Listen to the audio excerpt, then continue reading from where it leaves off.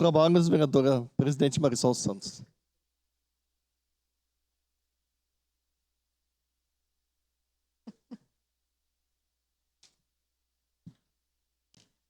Muito bem, então, encerrada a discussão, em votação. Declarar voto, Declara voto, presidente. Para declarar voto, vereador Fiuza, eu só vou lhe pedir um instante, só para fazer uma referência, então, agora fiz apenas informalmente, mas quero fazer também de forma oficial.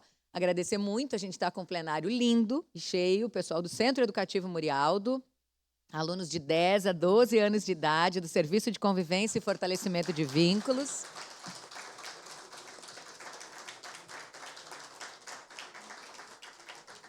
Que lindo, sendo aplaudidos aqui pelos vereadores. E agradecer a presença da educadora social Simone, da assistente social a Márcia, da Graziela, que é psicóloga.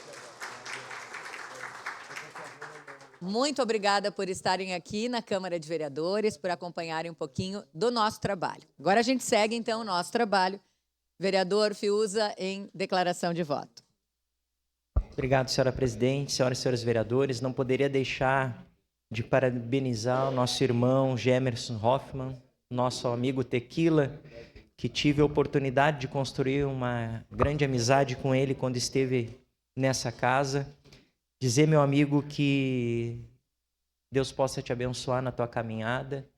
E este propósito desta lei que tu colocas aqui, nada mais, nada menos de que uma referência de uma pessoa que defende o esporte, que defende a corrida de rua, é importante para a nossa cidade de Caxias do Sul. Também parabenizar o Instituto Murialdo, a todos os alunos aqui presentes, e dizer, vereadora Marisol, da importância que nós temos em projetos como esse para incentivar sempre também as nossas crianças e adolescentes. Estarei votando no momento oportuno favorável. Muito obrigado. Obrigada, vereador.